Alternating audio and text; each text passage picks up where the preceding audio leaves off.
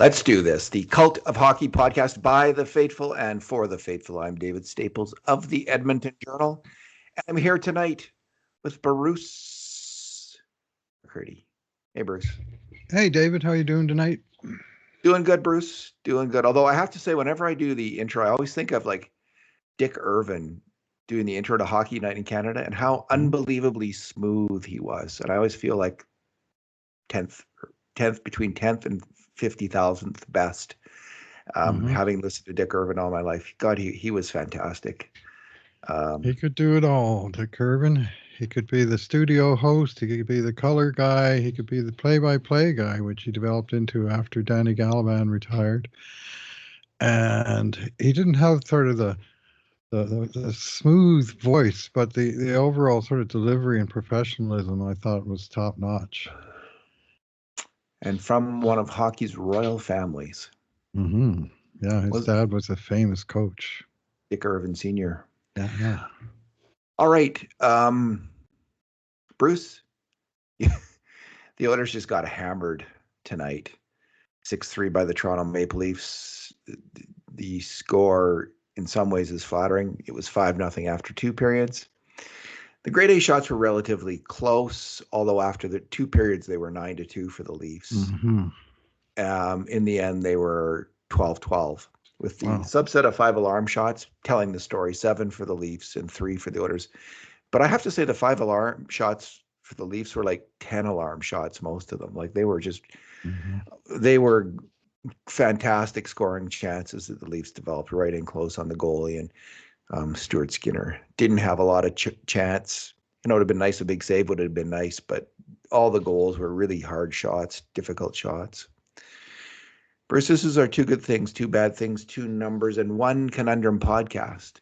And we'll go with 2 bad things each because this was an ugly loss to the Toronto Maple Leafs. What's your good thing? Yeah, well, it's got to be the third period because it sure isn't anything, not one thing, not one single play, not 1 second from the first or the second period, which were both abominable. Maybe the 2 worst periods the Oilers have played this entire season, David. Yeah. And they came out and they crapped the bed in the first, and I'm thinking, well, we've seen this before. They'll come back and make a game of it in the second. They came out and they crapped the bed again in the second, even worse than the first, I thought. They got a few more shots in the second, but it was awful. In the third period, they sort of righted the ship and at least started creating, started skating, started handling the puck like they'd actually had one on their stick before, passed the puck to players on their own team. Interesting things like that. Got involved in battles and actually won a few of them.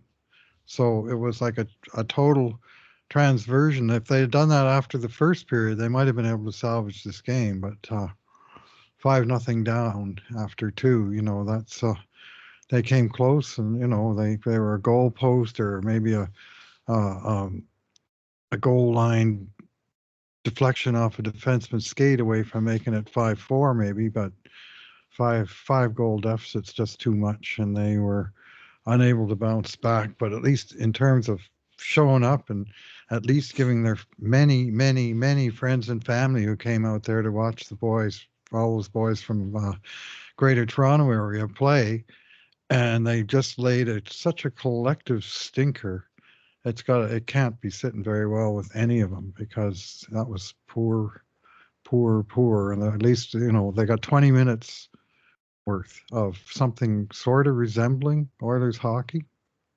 So for salvaging it and not losing 9-0 or 15-0 or whatever the way it seemed like it was going, that's my good thing. They only lost 6-3. Yeah, had that feeling it might have been uglier. Could have been uglier. Bruce, my good thing is the Toronto Maple Leafs. And I hate to say that, but man, they outplayed the Oilers. They out-hustled the Oilers. They were first to every puck, it seemed. And they just won battle after battle after battle. They were so much more focused and prepared for this game than the Oilers. Yep. They just took it to Edmonton at every turn. And I admire that. Like I'm not obviously a big fan of Toronto. But that was a really admirable performance by the Toronto Maple Leafs. And if they can bring that kind of smart game to the playoffs, this team might surprise. Like I know they're not the first team in the Eastern Conference off everyone's tongues in terms of doing well in the playoffs, based a lot on past history.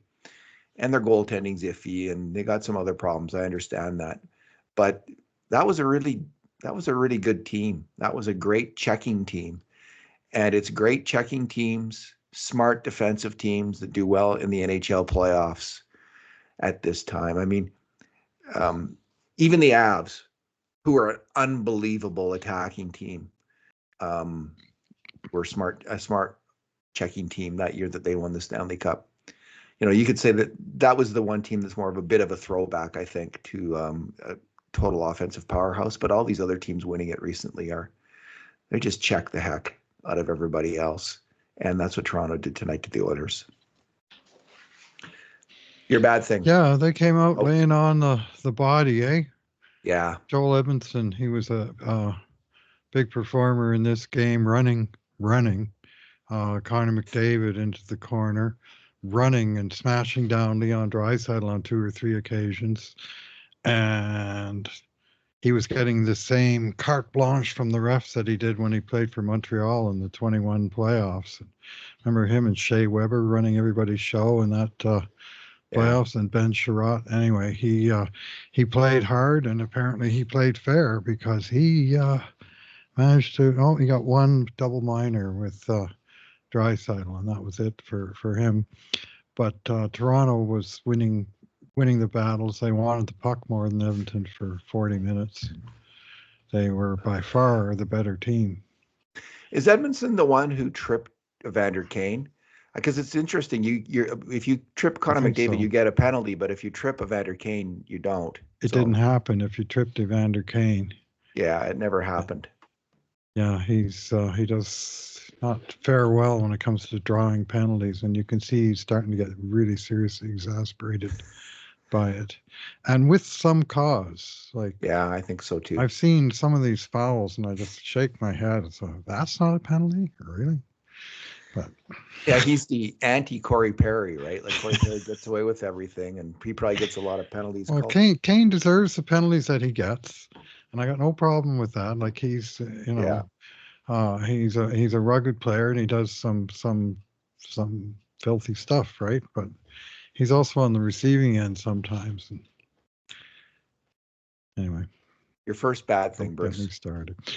My first bad thing is the game, and especially one early play by Darnell Nurse, who just did not have it in this game and did not appear to have his head in the game. This is a player I praised last game as one of my good things. I thought he was fantastic on Thursday night.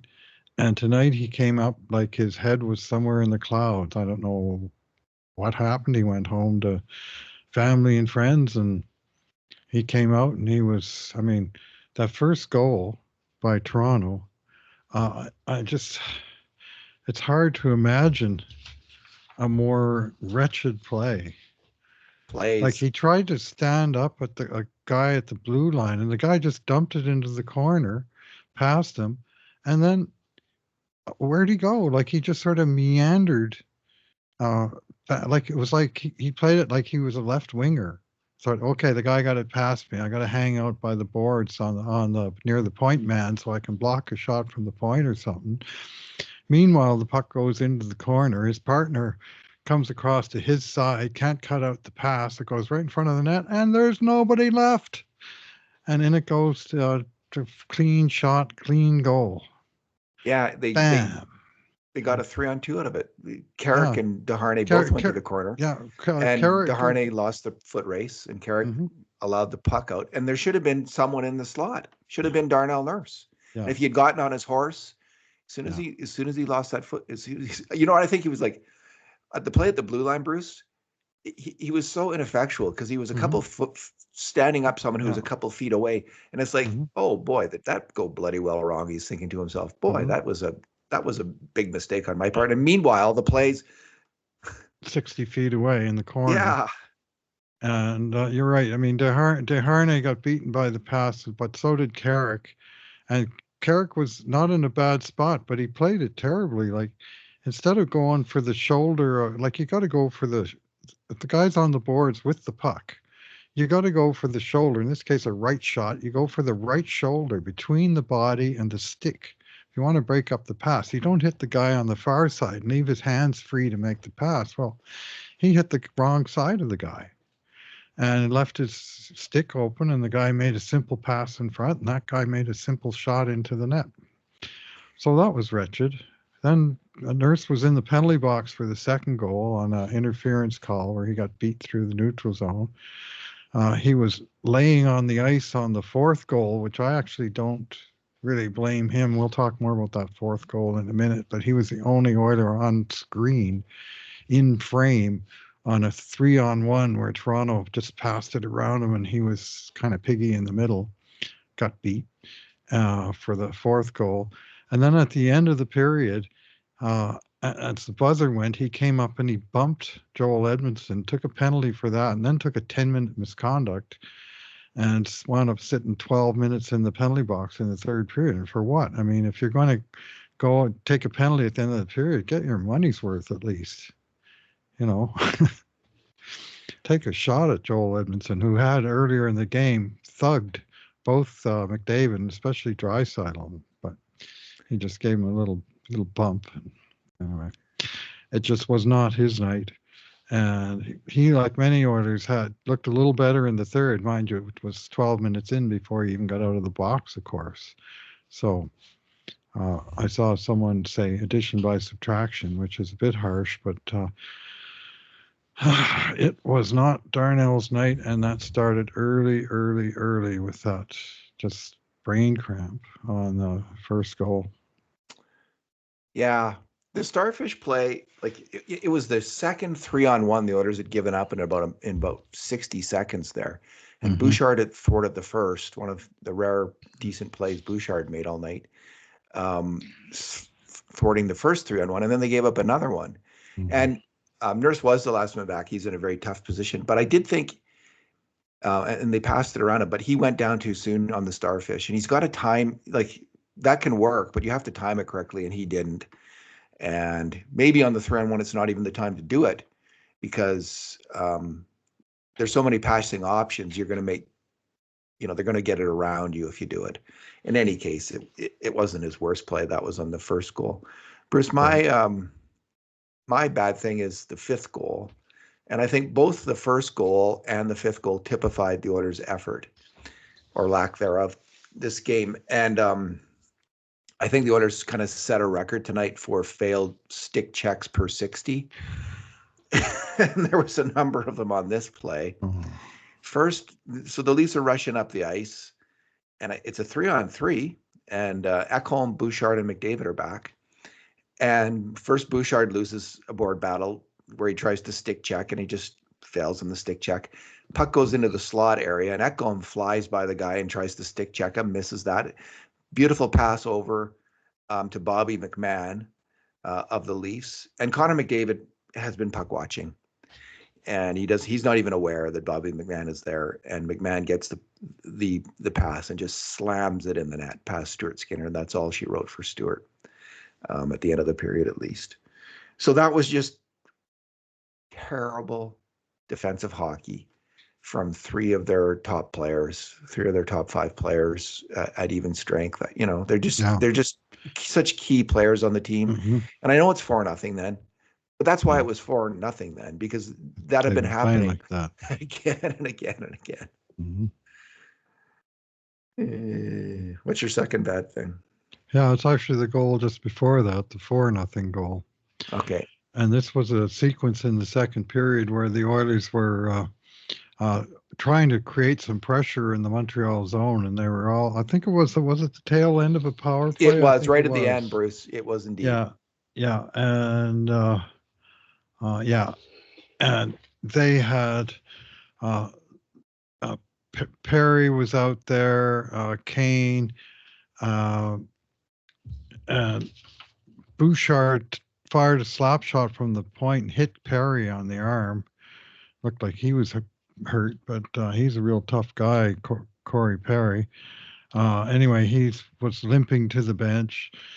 Kane was out of the picture. The puck squirted out to Adam Henrique about 10 feet inside the blue line, and Henrique bobbled it. And then he bobbled again, and then he bobbled it right outside the blue line, and he pushed the puck back over the blue line. And then he saw the linesman's arm go up, and he clearly decided, oh, I'm not allowed to touch the puck. It's offside. When the only play is to touch the puck and get a whistle no matter what, because the rest of the team was completely out of it. Like 3 of them were deep in the zone. Perry was limping to the bench. Nurse was jumping to the side, expecting a pass from Henrique, who couldn't handle the puck or even keep it, from squibbing out over the blue line. And so he didn't touch the puck, and then Toronto made a simple pass out, and that led to the 3-on-1, where at least Nurse hustled to get back, but there was no other Oiler even in the frame. And to me, that was for a player who's getting a lot of praise for his hockey smarts. He didn't show any of them on that play. Like, that was just a terrible blunder by Adam Henrique there. His team was in huge trouble. He could see all the players in front of him way out of the play. He had to know. Even if they called an intentional offside, so what? I'd rather have an intentional, like a D-zone face-off, than a 3-on-1 all the way in with nobody even, in frame to pressure them. Like, they were able to do a triangular 3-way passing play. All 3 guys passed it. And I think the guy that made the first pass wound up stuffing it into the net. Nightmare stuff. And there's nothing that bothers me more than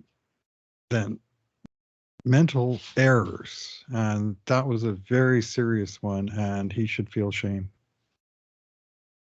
He probably does. I dare say he does. He probably. I dare say he that does. Is a safe bet, Bruce, for Adam Henrique. He's a smart player, and he is. He just. It was just symptomatic of the team tonight. It was just sort of, what do I do next? It was like they had stage fright or the yips, whatever it was. It was, I was going to say not pretty, but it was butt ugly hockey that the Oilers played for 40 minutes. And that was one example of way too many examples. Indeed. Bruce, I think, and I usually don't go with this kind of bad thing because I'm not around the team. I don't talk to these players at all. But I'm going to just suggest that a bad thing tonight, there was so much hoopla about Zach Hyman returning to Toronto and in pursuit of his 50th goal. And on Hockey Central, just before the game, they actually interviewed McDavid, and he said, yeah, Zach says it's not a big thing, but we all know it's a big thing. So I'm going with that. Like, it was on everybody's mind, I think, to go in there and score some goals and set up Zach. And that was the mindset, I think. That idea was just so out there. It was hypnotizing. And again, this is all conjecture on my part. I'm completely speculating. But it was talked about so much, including by McDavid in that interview. And of course, he's asked about it, but you get asked about it so much. And I just think that's what there was in their head. We're going to go out there and score some goals. Instead of thinking we're going to go out there and outwork, out-defend, out-hustle, and grind out a victory on the road. That was on their, that's what I'm going to say was on their minds. And I think that's why they were so flat in this game. That's my speculation du jour. Your number, Bruce. Yeah. I was thinking of going with 49, but maybe I shouldn't after that. It's okay. I mean, I'm not against Zach Hyman trying to score goals. That's good too. Of course. He did score. 49 is good. He did score his 49th. Yeah, I'm going to go with the number 11 because I wrote about this today. The number of Edmonton Oilers in the lineup tonight who hail from the province of Ontario. 10 of them from the Greater Toronto area or within a stone's throw of the Greater Toronto area. And I've never seen such an accumulation of players from one area on any Oilers team in memory. I mean, I remember the Alberta Oilers of 1972-73, and they had 10 guys from Alberta. Go Mhm. figure. Because all the homecoming fellows saying, "Oh, I've got well known there. I got family there, and a little bit of name recognition." And those fellows, came back to play here, and yet I've never seen a team that was sort of half made up of players from one province or from any other country, or you know even 10 Europeans. The Oilers have never had quite a quite such a collection. But these 10 guys, Nurse, McDavid, Bouchard, McLeod, Hyman, Fogle, Brown, Perry, Henry, Carrick, they grew up where Toronto was literally the closest NHL team to them. And so this Mhm. is a home game for them on the road. The game where their friends and family can go and see them play.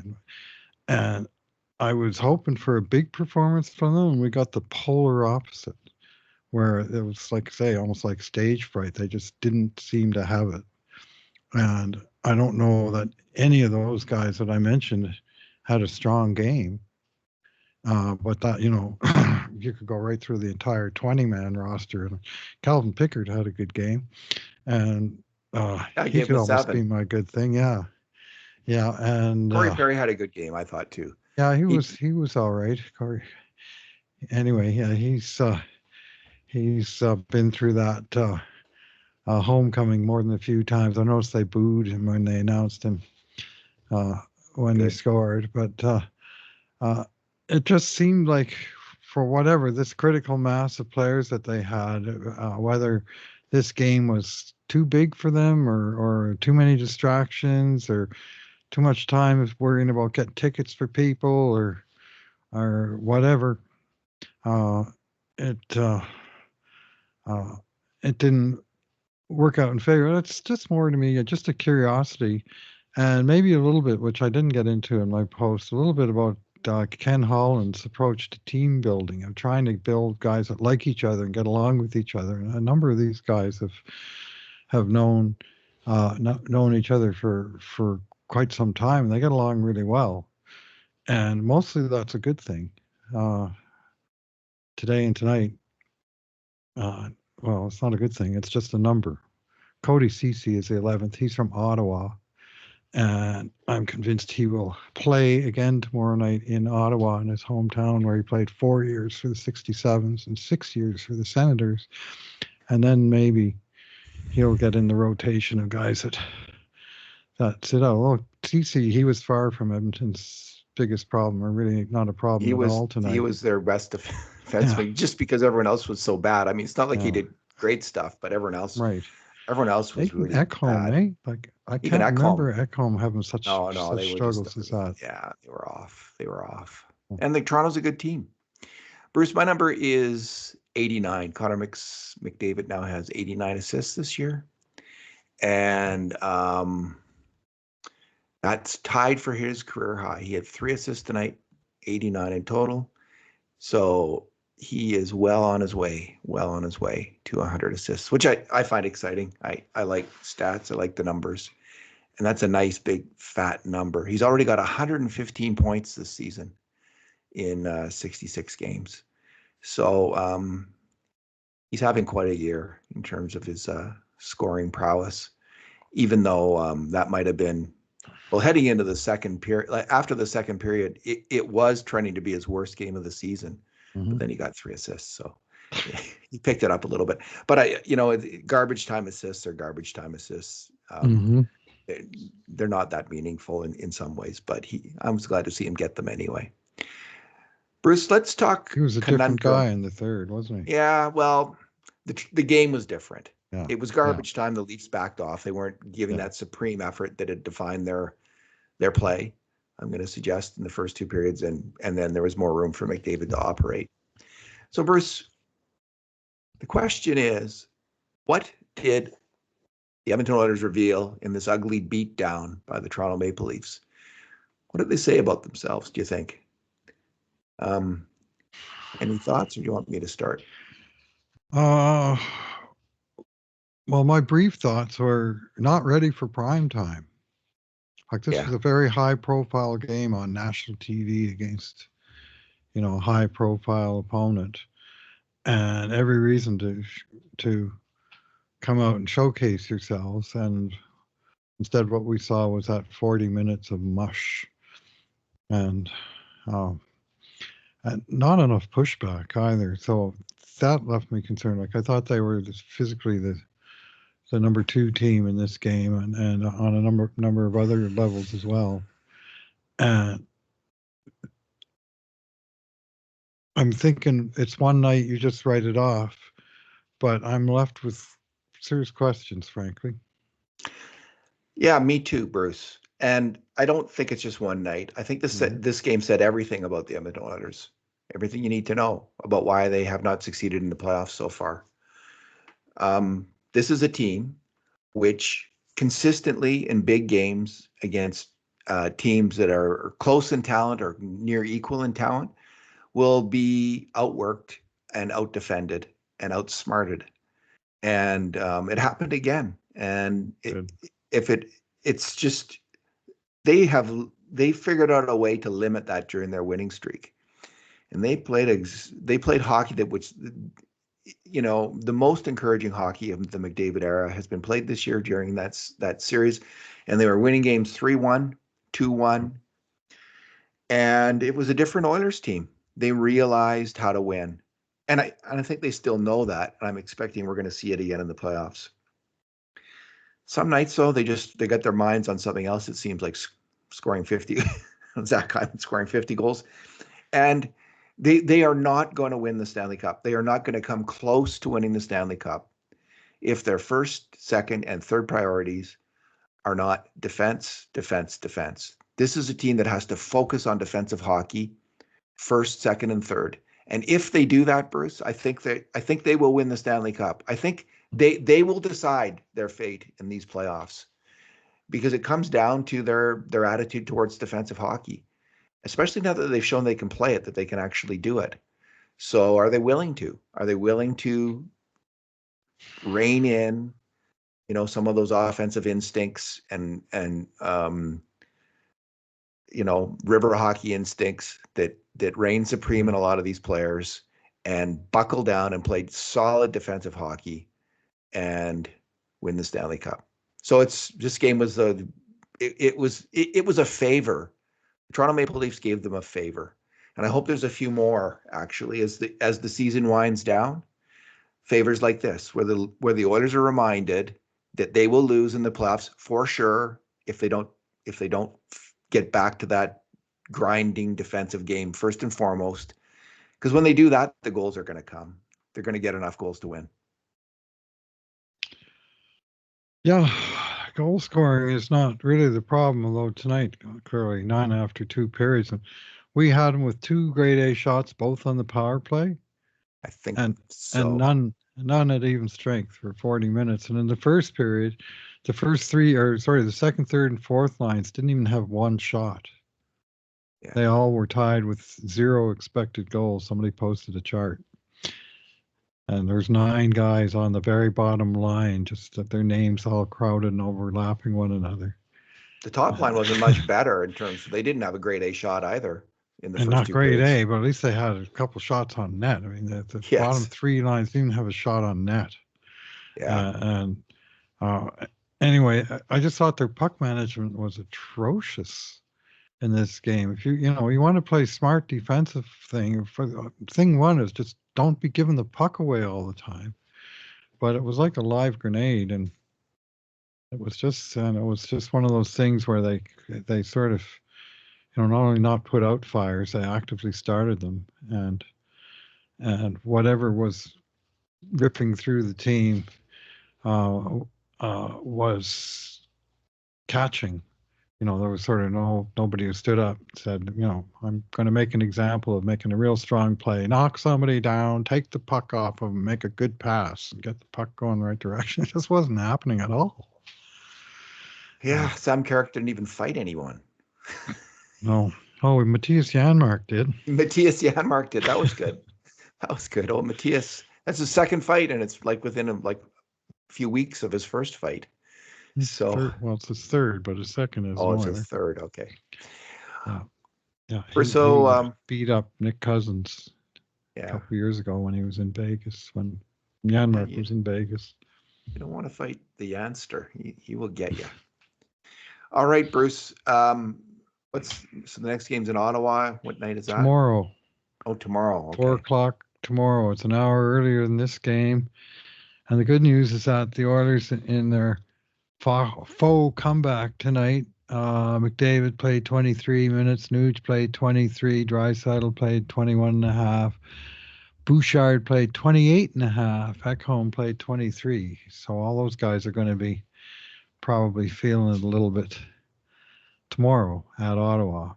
So, Yeah. but I'm hoping that the team is going to come out and play a hell of a lot smarter and more contained hockey tomorrow. And generally, we've seen them bounce back from bad games. And they need to play like the 1980s Islanders. that'll be good. Yeah. They were a good team. They were a good team. They were a really good defensive hockey team. All right, Bruce. Let's leave it there. Thanks for talking tonight. All right. Thanks for listening, everyone. And in the meantime, and in between times, this has been another edition of the Cult of Hockey podcast.